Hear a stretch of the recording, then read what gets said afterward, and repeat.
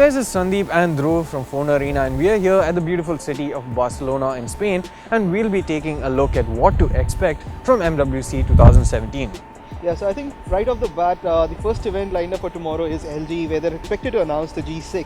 The G6 should have some new stuff on the camera front. We saw a lot of innovations from LG on the V20 as well.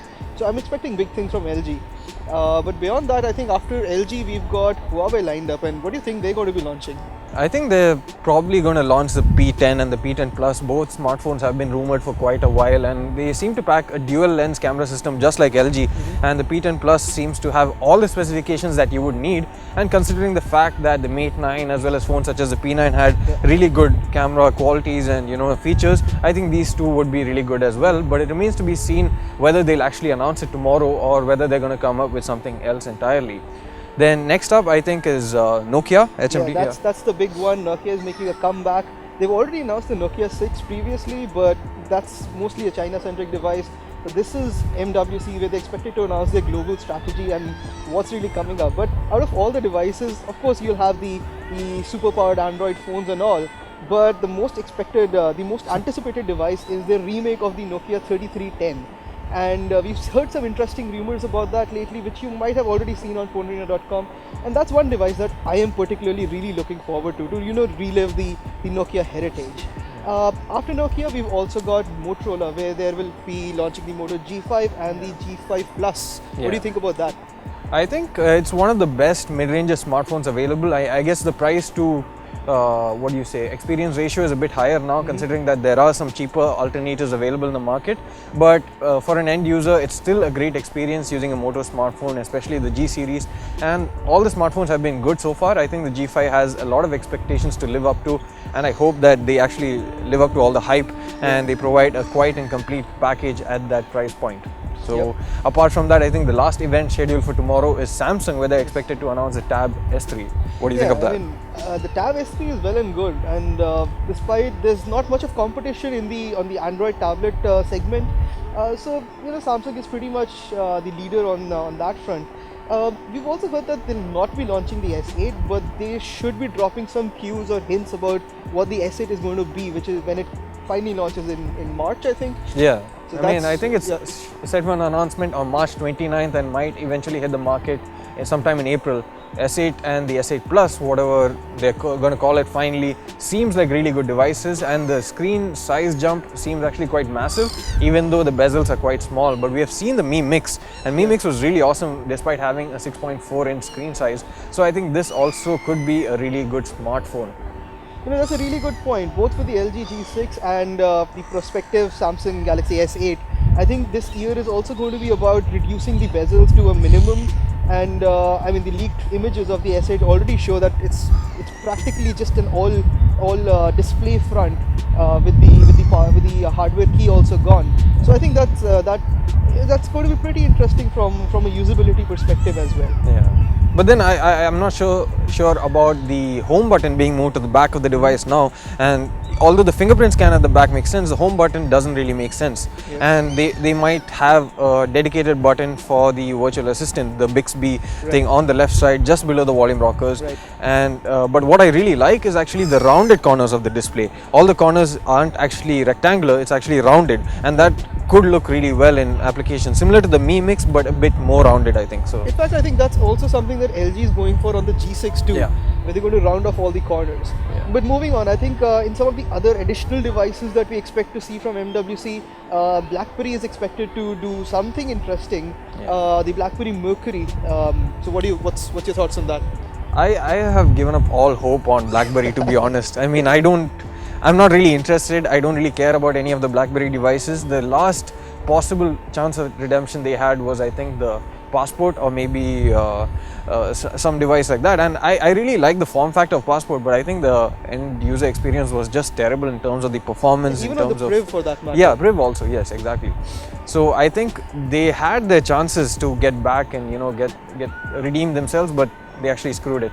And apart from that, I think Oppo seems interesting. They're announcing a smartphone which apparently has 5x optical zoom, or they're calling it the 5x. I'm not sure exactly. That would create some confusion with Honor devices, I guess. But I'm not sure what they're bringing. But it seems interesting. We'll have to wait and see. I think Oppo has a potential to do something interesting, especially like with their VOOC charging technology, which is still almost unparalleled in the industry.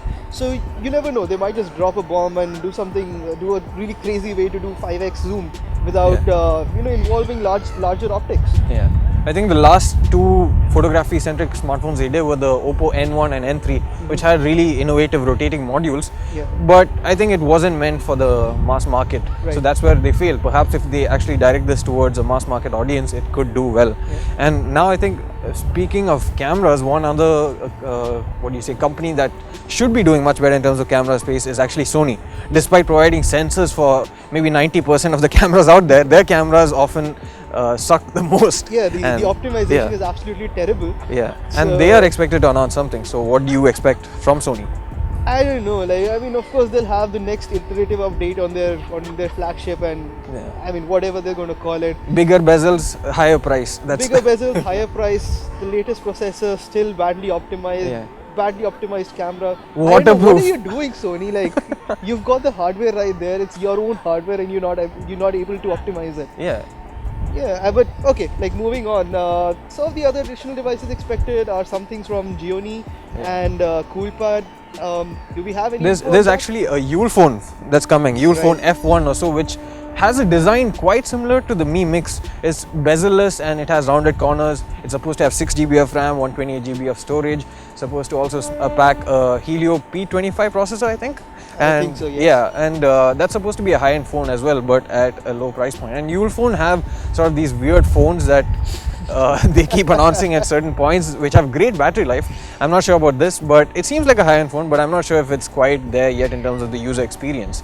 But even Jio and Samsung, they have some announcement to make as well. And Jio so far, their phones have been, let's just say, not that spectacular to say the least.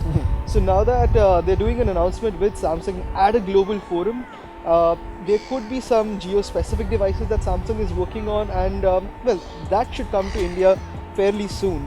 And that's something that should excite a lot of consumers. I think that's pretty much about it for what's really expected from MWC 2017. Of course, there are going to be some. There'll be some small stuff that perhaps captures the attention once it's announced. There's always some small gadget or some small company that keeps coming up with something innovative, and that could possibly change how we look at mobiles, in the near future at least. But for the major part, this is it. I think. What are you most looking forward to? What device or what gadget in particular? As I already said, the Nokia 3310 is, maybe it's just nostalgia, but I'm quite looking forward to that phone. Unfortunately, the phone that I was really looking forward to is not launching at MWC, and that is the Galaxy S8. LG, they do good stuff, but somehow it's just lacking compared to the competition. Yeah, I agree. I had huge expectations for the G5, the V20, but despite them trying their best, I think they're actually missing out on a few of the, essential things, especially the refinement. It doesn't feel like a premium flagship device. It feels more like something you would expect from a 10,000 rupee smartphone and not something from a 50 or 60,000 rupee smartphone. True. So, yeah, and I think I still want to see how the G6 turns out. I too was expecting the Samsung Galaxy S8, but that's not happening. So I would like to see just how good the G6 is, and look forward to trying that out as well. And that's probably my most awaited device.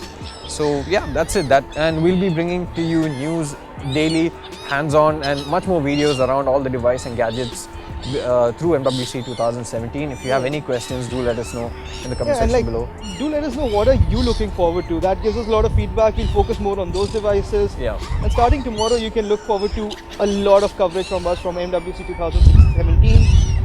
This was Dhruv and Sandeep. Thanks for watching.